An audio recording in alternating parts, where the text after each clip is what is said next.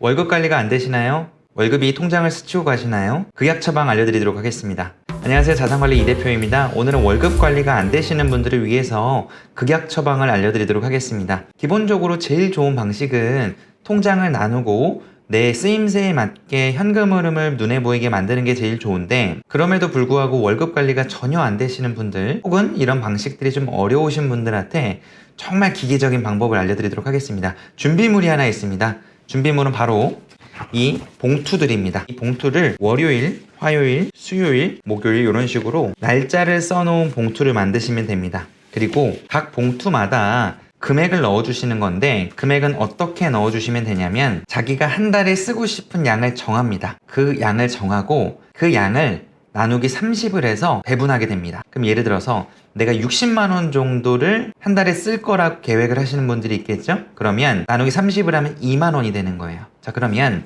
이 월요일이라고 하는 봉투 안에 2만 원을 넣어 놓습니다. 2만 원을 이런 식으로 넣어 놓는 거예요.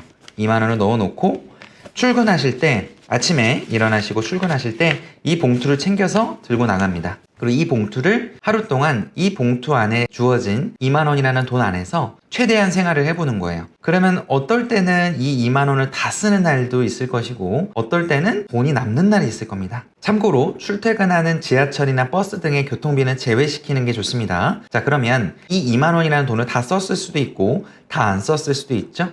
만약에 2만 원이라는 돈을 들고 나갔는데 의외로 그날 점심 한 끼 먹고 별다르게 쓴 게 없어 라고 해서 만 원이 남게 되면 이 만 원이 남은 돈을 화요일 봉투에 옮겨 놓게 됩니다. 그러면 화요일은 3만 원에서 쓸 수가 있겠죠. 그럼 이 3만 원을 다음 날도 다 쓸 수도 있고 아예 안 쓸 수도 있고 덜 쓸 수도 있고 하겠죠. 그러면 남은 금액들을 계속 차곡차곡 쌓아가게 됩니다.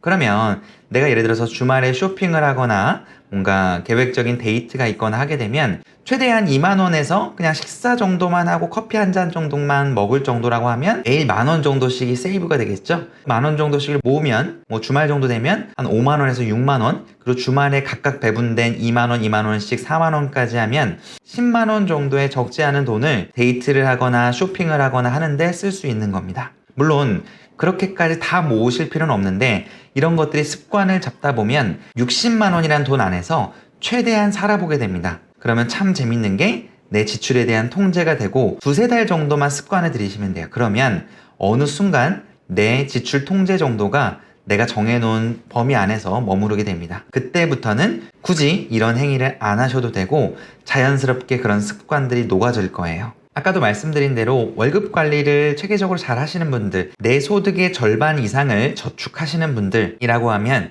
굳이 안 하셔도 되는 행동입니다. 그런데 내 돈이 어떻게 쓰이는지도 전혀 모르겠고 돈이 맨날 새는 것 같아 라고 하시는 분들은 이 방법을 한번 써보시면 정말 효과가 좋을 겁니다. 눈에 바로바로 보여지거든요. 그래서 월급 관리가 안 되시는 분들은 이 영상 참고해서 봉투 6개만 있으면 되죠. 월, 화, 수, 목, 금, 토, 일 이렇게 봉투 6개만 만들어서, 예를 들어서 내가 90만 원씩 한 달에 쓰고자 하는 목표를 정했다고 하면 3만 원 정도씩 넣어 놓으면 되겠죠. 이런 식으로 한번 진행해 보십시오. 분명히 좋은 효과가 있을 겁니다.